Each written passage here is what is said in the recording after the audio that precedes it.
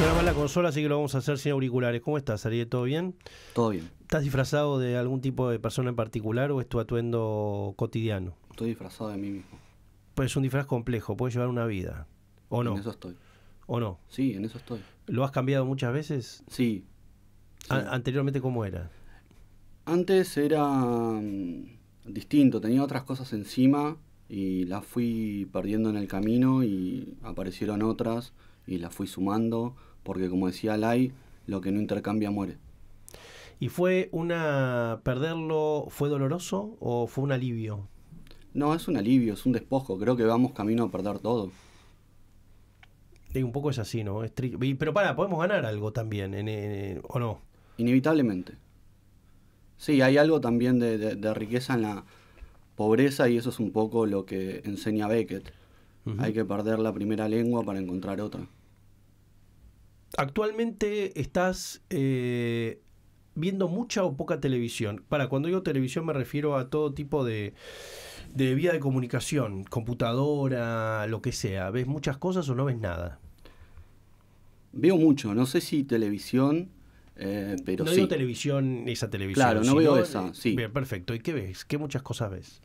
Y veo cosas, programas políticos y entrevistas y cosas de política internacional que vemos todos, inevitablemente.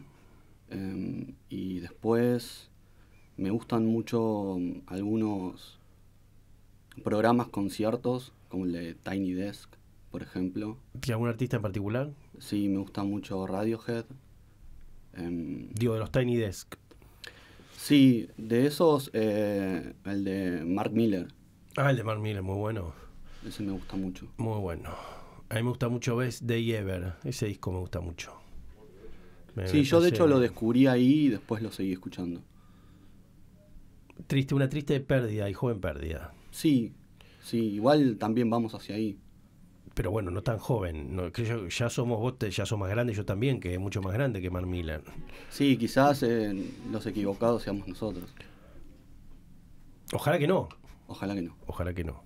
Hay unos libros que has traído. Sí, traje. ¿De qué se trata? Libros para regalar. Este es para que los sorteen entre los oyentes, entre las oyentes. A ver. Contame un poco. Es Los animales de Montevideo de Felipe Polleri, que es un gran escritor uruguayo. Qué bonito. Y me recuerda mucho a La Iseca, entonces quienes estén interesados en La Iseca quizás pueden seguir con Polleri. Es un ejemplar único, si lo abrís vas a ver que no es como el que puedes encontrar en una librería. Está firmado. Está además firmado y dedicado por Polleri. Creo que está intervenido esto. Sí, eso lo intervine yo. Ajá. Y después Felipe Polleri lo firmó. Sí. Incluso me hago cargo de que lo intervine yo y lo firmé también. Bueno, pero esto lo acabas de... ¿Esto estaba hecho así hace cuánto tiempo? Ya intervenido, quiero decir. Lo intervine cuando me invitaron al programa y me pareció que era una buena idea traer un libro de Polleri, y como yo tenía que encontrarme con él para hablar de la vida y de la muerte, me parecía que podía firmarlo también y podían en todo caso ustedes hacer que llegue a otras manos.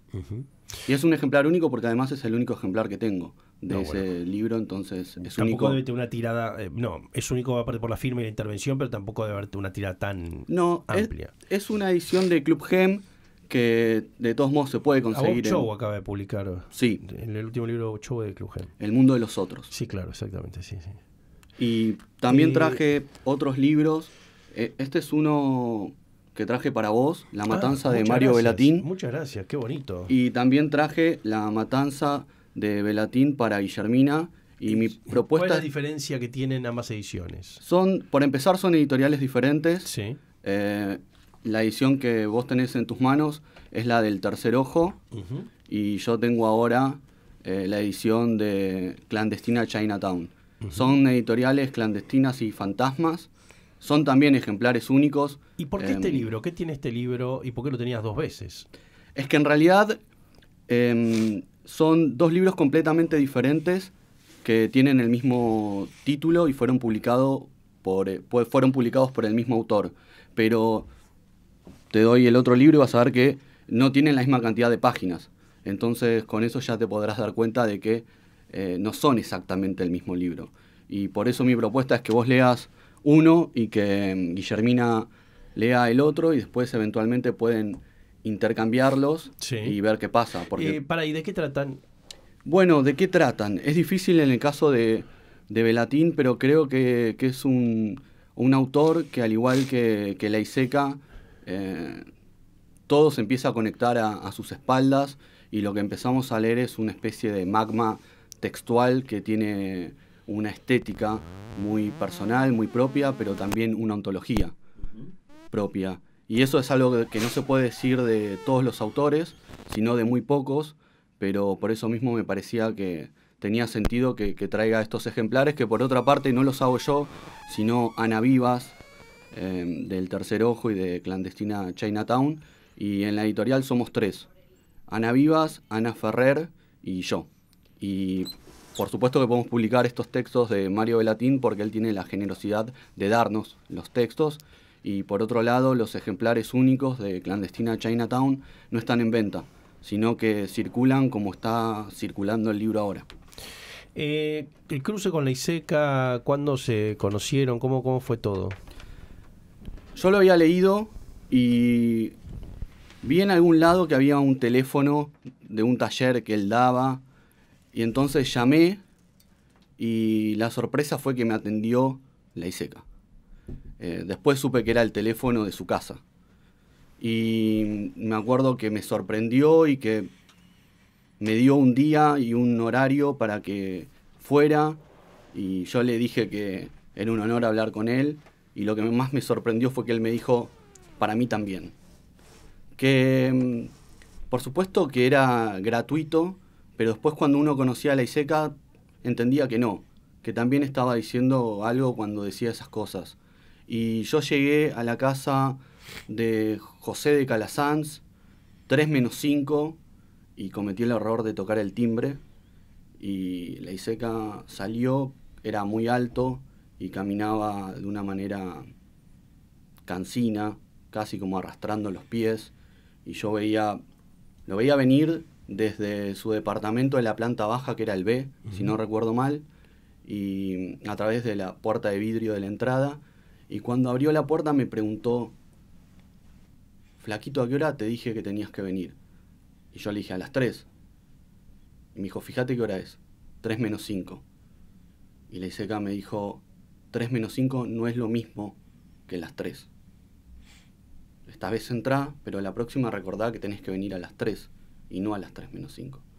Entonces todas las veces siguientes que yo fui a su casa, llegaba un poco antes, tampoco mucho tiempo antes, pero me costaba coincidir y llegar exactamente a las 3 en punto, entonces lo que hacía era esperar. Bueno, es como en terapia pasa eso, ¿no? En las sesiones de terapia generalmente eso, porque aparte siempre hay un paciente antes. Entonces uno tiene que ir antes, hacer tiempo, es muy difícil llegar al momento de la cita. No hay sala de espera, digamos, generalmente. Digamos, el dispositivo psicoanalítico es así. Sale un paciente, entra otro y está el terapeuta. Digo, no es un profesional de la medicina que podamos esperar sentado. Yo iba a un bar que estaba a la vuelta de la casa que se llamaba Puerta del Sol. Y a veces esperaba ahí, además me gustaba mucho el nombre. Ahora, porque el tiempo todo lo destruye, pusieron un Starbucks. Y otra cosa que hacía era sentarme en la estructura, en la base de una vidriera de un negocio que estaba contiguo al edificio donde vivía Laiseca, pero fui hace relativamente poco y habían puesto unas rejas, de manera tal que ya era imposible hacer lo que alguna vez hice, como, bueno, pasa en los cuentos de Onetti, que el tiempo, digamos, vuelve imposible. Casi todo. Y empezaste con el taller, ¿cuánto tiempo duró tu vínculo y estar ahí y empezar a vincularte con él? Bueno, yo fui algún tiempo que no podría precisar, pero sí recuerdo que tendría alrededor de 23 años yo en ese momento. Ahora tengo 38. Y primero, la primera vez que entré, digamos, a su casa, me sorprendió que me encontré con la cama de 2 plazas la biblioteca con todos los libros forrados de blanco. Eso era lo primero que uno veía cuando entraba a la casa. Y después, en un costado estaba el escritorio de la ISECA con libros amontonados y también las hojas, que después obviamente supe que era donde él escribía las novelas, con una letra enorme. Y un montón de libros que creo que en ese momento estaba preparando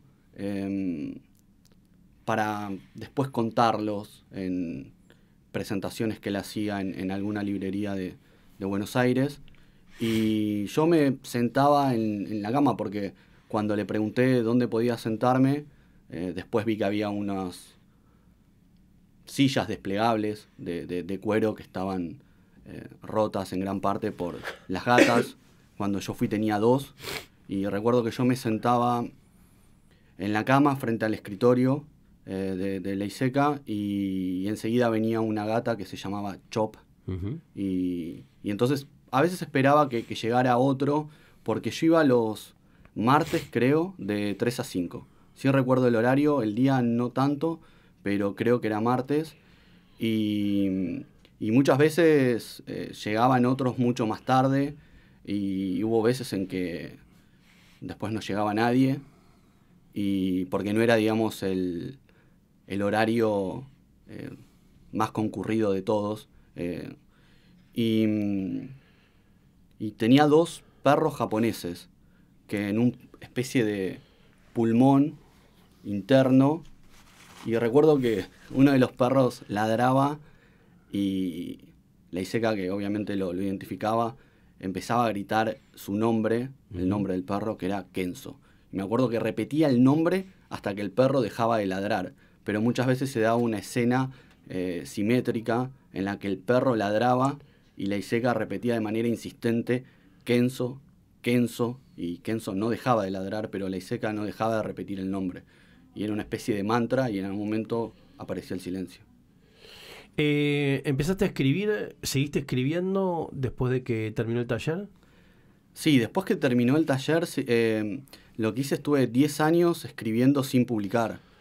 Y ¿Una sola obra o cuántas fueron? No, yo escribía novelas y las iba amontonando en un cajón.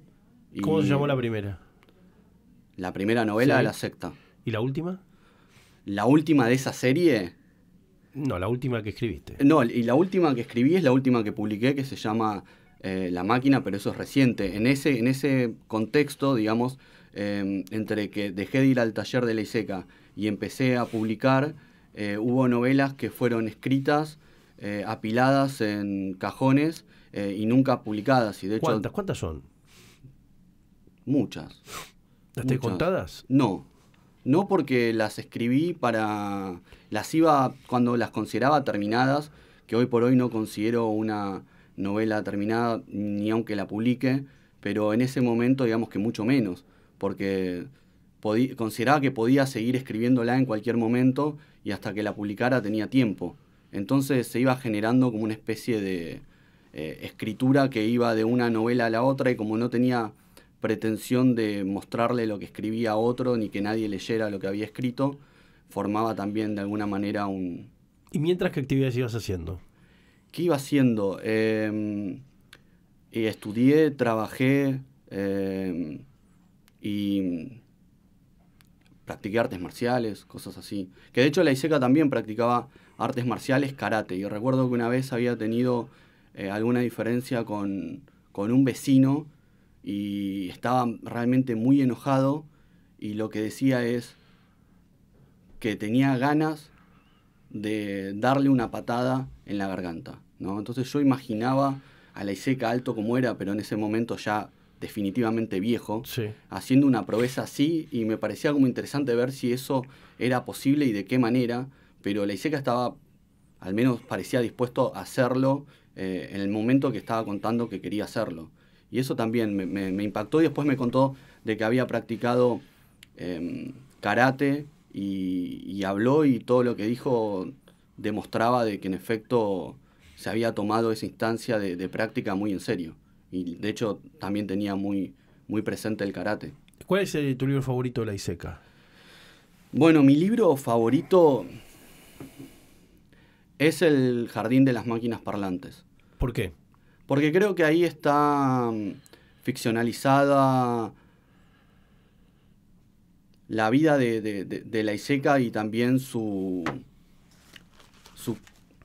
inicio como escritor, ¿no? Uh-huh. Incluso cuando llega a Buenos Aires y va al Moderno y conoce a Fox, todo eso aparece transfigurado, por supuesto. Sí, claro, claro. Pero uh-huh. También tuve un doble impacto. La primera vez que lo leí, recuerdo incluso la escena de estar leyendo ese libro y estar totalmente asombrado por lo que ahí aparecía, que eran guerras de máquinas, pero en un plano astral. Sí, claro. Y eso realmente es algo que yo no había visto en ningún lado y que no tenía noción que podía hacerse incluso. Porque, digamos, toda ese despliegue formal, además implicaba una terminología propia, como por ejemplo la cuestión de las máquinas que no remitían a lo que uno podría pensar en primera instancia, sí. Sino que una máquina podía ser un objeto que, por supuesto, que además era un símbolo, un escudo. Y eso después también, al conocerlo a la ISECA, veía que aparecía en su vida cotidiana. Es decir, él tenía sus máquinas y había que tener mucho cuidado de no tirarlas, ¿no? Recuerdo que había una que estaba arriba del televisor y por otro lado también prendía velas. Y entonces el espacio, que creo que era un departamento de 2 ambientes, donde tenía un baño y después había un cuarto sí. que la ISECA no utilizaba, no sé qué había ahí, pero alguna vez le pregunté y creo que había libros. Y después había también otro objeto que en un primer momento no supe qué era, pero después cuando leí El Jardín de las Máquinas Parlantes entendí qué era ese objeto. Y eso fue lo que me pasó, como una especie de amalgama. Ver que la vida de la ISECA aparecía en su escritura y la escritura de la ISECA aparecía en su vida como algo indisoluble. Bien, si alguien tuviera que empezar mañana a leer a la ISECA, ¿qué libro le recomendás que no sea Las Máquinas? Digamos, que te parece que pueda ser la autopista de acceso más simple para una persona. Bueno, hay un libro que yo no puedo leer, que es porque no lo tengo, porque lo tenía, era otro ejemplar único, y se lo regalé a Felipe Poleri, que es El gusano máximo de la vida misma. Es muy difícil de conseguir. Es muy difícil de conseguir y yo quería que lo lea Poleri porque todavía no había leído a la ISECA y le habían hablado de la ISECA como un escritor al que él tenía que leer, uh-huh. por esa especie de filiación fantasma que hay entre Poleri y la ISECA, como también la hay incluso todavía más entre la ISECA y Lebrero, y para Poleri Lebrero es su maestro, padre elegido, amigo y maestro mágico, eso uh-huh. quise decir antes. Y Poleri aparece en un par de documentales sobre el Lebrero, hablando, muy interesante, digamos, pero como un amigo de él. ¿Qué edad tendrá ahora Poleri? 70 años, uh-huh. apenas 70 años. Uh-huh. Y yo le regalé El gusano máximo de la vida misma a él y le regalé a la compañera de Poleri, que se llama Laurita, uh-huh. María Laura Pintos, La hija de Keops. Ese sí puedo comprarlo, todavía no lo hice. Pero ¿Cómo llegaste a Poleri?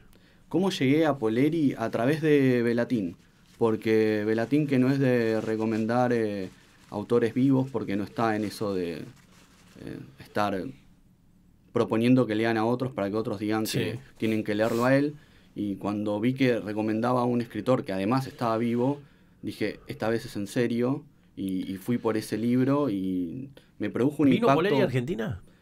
Y estuvo hace días. Yo me encontré con él y le pedí que firme ese ejemplar que ahora traje para que llegue a otro. ¿Dónde estuvo? Estuvo en San Isidro, viene de Montevideo y ayer volvió a Montevideo. ¿Tiene amigos acá? ¿Tiene algún tipo de...? Sí, un vínculo familiar y también tiene amigos. Incluso desde nuestras editoriales, El Tercer Ojo y Clandestina Chinatown, y otra editorial que tenemos que se llama la Biblioteca Popular Rita Lee, hicimos algo llamado Celebración Poleri, porque a mí me gusta mucho esto que están haciendo. Me llegaron algunos videos de hablar del AI, me parece muy hermoso y justo, pero también creo que hay que, en la medida de lo posible, tratar de homenajear a los escritores cuando están vivos. Sí. Me parece que... En el caso del Lebrero, en el caso de la ICK, uno diría que fue bastante injusto todo. Si bien han tenido un reconocimiento sus últimos años, ¿no? Pero bueno, sí, pues por eso está buena la iniciativa, o la idea de que no pase lo mismo con Poleri. Sí, y bueno, y por eso hicimos lo que hicimos, y lo mismo también habíamos hecho con Belatín, que vino el año anterior. Perdón, ¿y qué te dijo Poleri del gusano? Bueno, le encantó. Lo que me dijo fue que... ¿Se sintió familiarizado? Lo que dijo es que le parecía totalmente original, que había encontrado en la ICK a un escritor que hacía algo que no hacía nadie. Y digamos, él ha leído y leído mucho, y lo que le fascinaba era eso, además de lo delirante y divertido que le resultaba, pero también encontraba puntos en común con Lebrero, con algunas cuestiones que él no terminaba de alguna manera de entender, que tienen que ver con la presencia de los muertos, ¿no? Y todo eso en un mismo plano, que de alguna forma él lo puede vivenciar, pero no como por ejemplo lo hacía Lebrero, que quizás estaba hablando y le decía que el día anterior había estado un amigo muerto hablando con él. Y Felipe decía: yo nunca sabía si eso era en un sueño o no, pero tampoco preguntaba. Escuchaba lo que tenía para contarme, lo que le había dicho ese amigo muerto, y siempre eran cosas que después me servían a mí. Bueno, la ICK dice en una de las últimas entrevistas que él sabía que ya ella había visto una especie de idea del más allá, o que ya tenía idea de cómo era. Creo que unos meses antes de morir, en una de las últimas notas que da, dice: yo ya sé cómo es. Pero lo dice como si se hubiera enterado hace poco. No lo dice como siempre supe. Sí, de hecho, la primera vez que fui, y en esa escena en la que yo me senté en la cama frente al escritorio, recuerdo que la ICK me miró y me dijo: ahí donde vos estás sentado, anoche estuvo sentado papá, imagino que en un sueño. Sí. Y estuvimos hablando, y me dijo que él sabía lo que había sido la Unión Soviética, porque él había crecido en la Unión Soviética. Y tenía un cuadro del padre y me dijo: miralo a Joseph Stalin. Y lo que recuerdo que me dijo después de una pausa bastante larga fue que el padre, cuando murió la madre, se volvió totalmente loco, pero anoche pude reconciliarme con papá, ¿sabes? Eso fue lo que me dijo. Después el padre volvía a aparecer, ¿no? Y contando, por ejemplo, algunas escenas, como una vez que los vecinos le habían llevado una mulita para que comiera, y él quería probar. La ICK en ese momento era un chico, y que el padre no aceptaba porque, por supuesto, era el médico del pueblo y todos querían, digamos, no sé si congraciarse con él. Muchos tenían agradecimiento por cosas que en efecto el padre había hecho, porque eso era algo que la ICK siempre reconocía, que el padre había ayudado mucho a las personas del pueblo, que había sido un buen médico, no había sido un buen padre. Eso es lo que decía la ICK. Y también decía de que era un hombre que estaba totalmente enamorado de la madre de Lai, que murió cuando él era muy chico, y de hecho a Lai lo cría Yolanda Díaz, que es a quien le dedica su turno. Además de dedicarle a Aitakar Jalí, de quien en todo caso después podríamos hablar, sí. Pero a quien le dedica ese libro es a Yolanda Díaz. Y le habían llevado esa mulita, y él quería comer, y lo que decía es: pero por supuesto que Joseph Stalin tenía que mostrarse incorruptible y no podía aceptar nada de lo que le ofrecieran, y entonces nunca pensó que quizás su hijo se moría de ganas de probar eso. La gente que quiera seguir a la editorial, meterse, estar al tanto de lo que están sacando y haciendo, ¿qué tiene que hacer? ¿Dónde tiene que entrar? Bueno, hay un Instagram del Tercer Ojo Ediciones, Sí. porque el Tercer Ojo es una editorial clandestina y fantasma y por supuesto que presenta las particularidades del caso, pero también pueden escribirle a la cuenta de Pucherito Libros, que es una librería de Villa del Parque, que tienen que conocer también, y quien responde es Ana Vivas, que es además quien hace los ejemplares únicos de El Tercer Ojo y Clandestina Chinatown, y quizás en algún momento los de la Biblioteca Popular Rita Lee, que es una editorial que todavía no publicó ningún libro, pero sin embargo hace cosas como por ejemplo la celebración Poleri, y en efecto también, bueno, el ejemplar intervenido de Poleri lo hace el Museo Oculto, pero actúa de esa manera también la Biblioteca Popular Rita Lee, porque es como una especie de plataforma material, textual, y bueno, pueden empezar por ahí y después ver qué más hay. Excelente. Muchas gracias por haber venido, sobre todo para completar un poco este relevamiento que estuvimos haciendo de la ISECA y gente alrededor de él y su obra. Y ahora subamos a Poleri. Seguiremos con él o en algún momento ojalá lo podamos tener para charlar. Sí, yo creo que Poleri es accesible y quienes estén interesados en la ISECA, en leer el